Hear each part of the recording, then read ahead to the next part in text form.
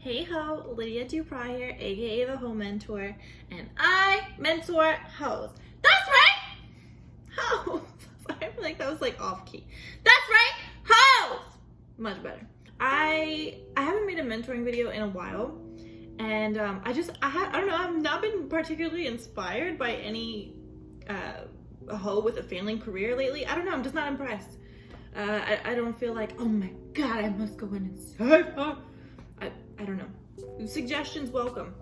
But yeah, there's no one standing out to me. And I'm like, oh wait, I mentor you. So like, let me just tell you the biggest mistakes I've made as an entrepreneur. Let's get, I feel like the benefits of making a lot of mistakes is you get a lot of lessons, but it's really up to you if you choose to learn them or not. But no matter what, you will be presented with like, hey, you failed. This is your lesson. A lot of people fail to see that. But so I'm grateful for my failures, because Heaux Cosmetics is the first company I've ever had that was an overnight success. Like literally no problems, like no drama. Like it was just amazing. Sales from day one. Before we even had product, we were making sales. Like, nah. But I applied all the lessons that I've learned along the way. So, I have a list over here, so my eyes are gonna be drifting. I'd say let's do this in no particular order. Not hiring enough help. I was always so protective over my businesses and my vision that I felt like no one could ever be as passionate about them as me. And what I failed to realize is like, that's okay. They don't have to be as passionate as you about the job. It's not their company. Just make sure you pay them enough to care enough about their position. Like, I don't know why I never put that together. Then when I decided to hire people, because I was like, oh my God, I can't handle it, I was hiring my friends. And because I wanted to see my friends make money and I trusted them. What I failed to see is don't do business with your friends. And also, they're not qualified. Like I'm hiring, hoes.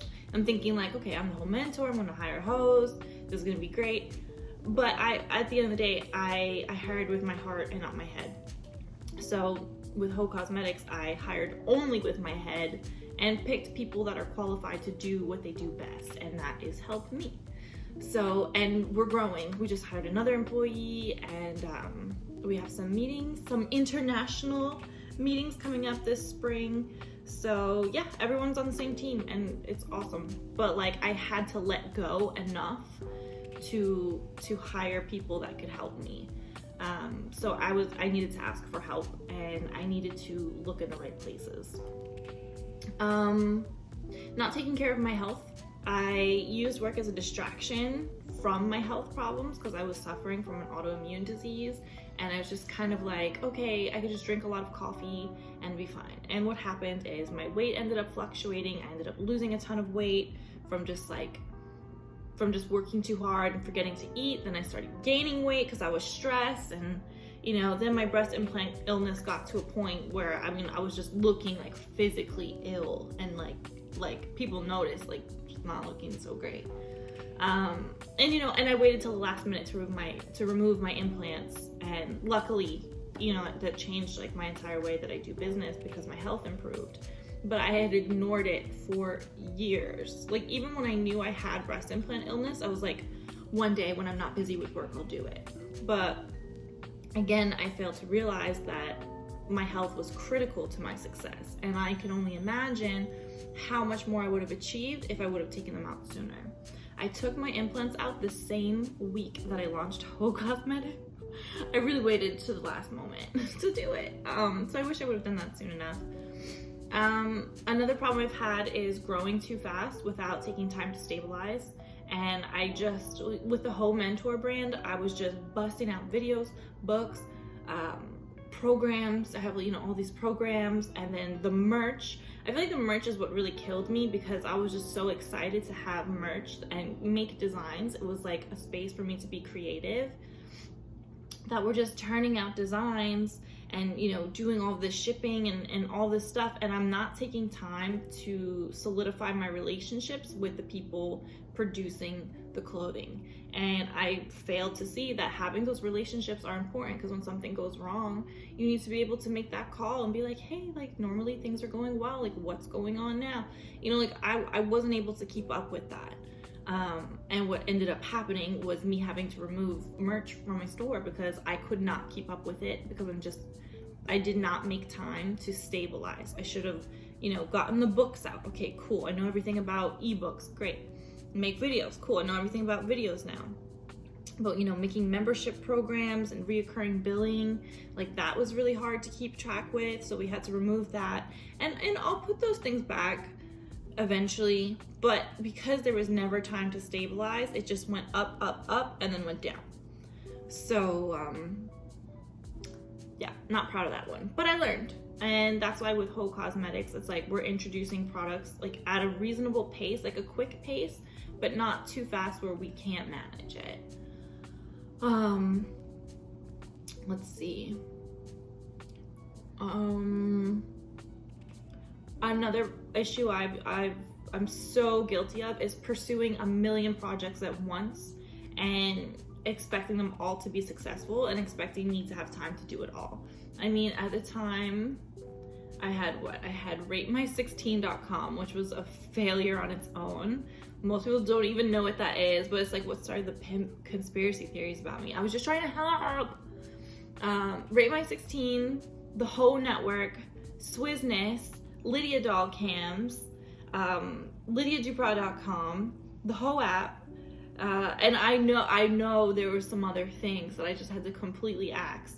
So yeah, I was trying to run 6 projects at once, and where are we now?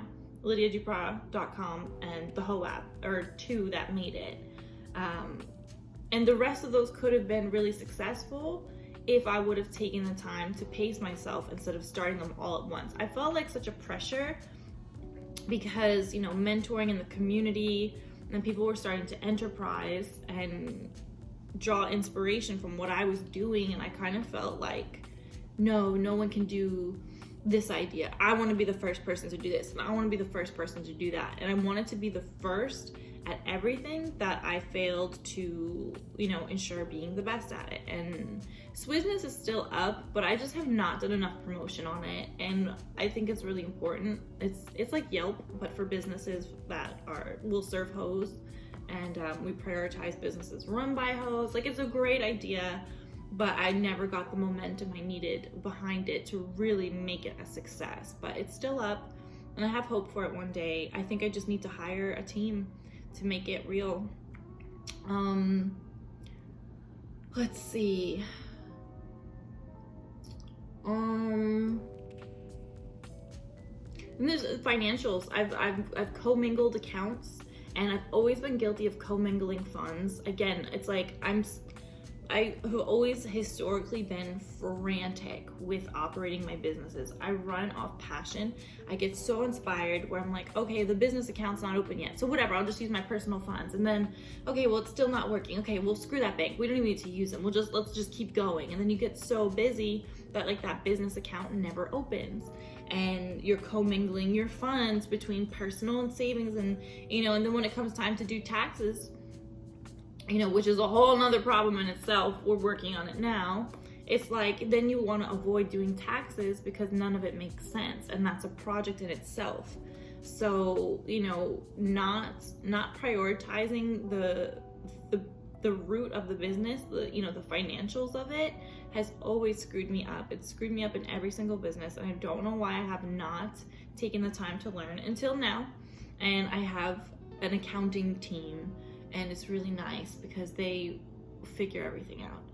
So, but yeah, I don't know why I waited so long for that. And you know what? Maybe I do. You know, the whole mentor business is like, there's a lot of risk that came with it because of what it was. And it's like, you're not necessarily proud to like go to a bank. You know, when the bank asks you, what type of business do you own? How do you say that? And when you're going to an accountant, how do you say that? But now it's like, I think because I have a business that like I'm more like proud of in the mainstream, like I feel like I'll be more accepted in places like banks. and accountants and stuff, you know? So I guess there was a certain amount of shame where I just felt like I can just do it on my own, and then like I'll catch up when I need to, when I have a better backstory or whatever. So I cared too much what they thought, even though it's like at the end of the day, I'm an author and content creator. Like that is my job. So yeah, I messed that up too. And I would say like the final mistake I've made, I'm sure I've made a ton more, but these are the ones that like I ruminate on and I'm just like, damn. I'd say the last one is not having that, well, there's two, is not having a balance with with feedback from my audience. It's like you can kind of fall into this cycle of people pleasing where it's like someone makes a suggestion and you're like, oh, that's really good, I'm gonna do that. And then someone else makes a suggestion, you're like, oh, that's really good, I should do that too. And then you've got people being like, oh, she's just a suggestion box, like I'm gonna tell her, you know, what I want. And then it's like, wow, these are good ideas. And then you start getting ideas from people that conflict. And then you start questioning your own judgment. And before you know it, you're trying to please a bunch of people while like simultaneously failing all the other ones because you didn't take their idea. And there's been times where I really have lost my vision along the way. Like a perfect example of losing my vision was ratemy16.com. That wasn't my idea. That was a collective from a bunch of people in a field that I don't have experience in. And you know, so like that would have never come from me on my own, and it ended up causing like massive controversy, and I just didn't know what I was doing, and I didn't really know what I was talking about. And that was like a direct result of me just listening to everyone, trying to make everyone happy. So that's an issue. And then I'd say the biggest problem, which is Heaux mentor specific, is letting my guard down and crossing boundaries. Like I did not establish boundaries between me and my mentees. I should have never mentored people in person. I should have never let people into my home. The boundaries were crossed so much. And you know, when people are in a position where they want help and they need help, it's like they're gonna keep pushing boundaries, and it's not even necessarily their fault or malicious. It's just like when you give someone access to yourself, unlimited access, they're gonna want more and more and more, even if it, like I said, even if it doesn't come from a bad place. So I was unable to restrict access to myself to other people, and my boundaries ended up getting, you know, repeatedly broken to the point where like I couldn't grow my business. And it was almost like a dream to be able to work on my business because I was so wrapped up in other people's lives, you know, and I felt a responsibility for strangers, people I really did not know at all. And yeah, it's just not having healthy boundaries, and then when boundaries were crossed, letting it happen again and again and again. Huge, major mistake. Almost regrettable. Like I said, I think the best thing that came out of the dollhouse is truly me understanding how much responsibility it is to look after another person, and really help me like firmly decide I don't want kids. So that's like the gift of the dollhouse that gave me that. Also, you know, it inspired that Vice documentary. So it's, you know, again, I don't regret it, but like, would I do it again? Absolutely not. No. So yeah, so those are the things that those are the mistakes that I've made as an entrepreneur, an online entrepreneur, an entrepreneur that works with people, you know, a leader, a mentor, online retail. Those are it. And I hope that helps you if any of this applies. I feel like some of it really can. But yeah, that mentoring session complete. I love you, and I'll talk to you really soon. And also, things are going really great with me, and I'm the happiest I've been in years. So I'm just riding that wave. Just ride it with me, Heaux. It's a good time. It's a good time to be a Heaux. Hey Heaux, did you know that Heaux Cosmetics has a limited edition 1 ounce bottle of liquid finesse currently on sale? There's only 100 bottles ever being made. and about half of them are already gone. They're the equivalent of 4 of our original Liquid Finesse bottles, and it's actually a little bit cheaper than if you were to buy the bottles separately. Each bottle comes individually numbered, and they're going fast, so check them out, HauxCosmetics.com.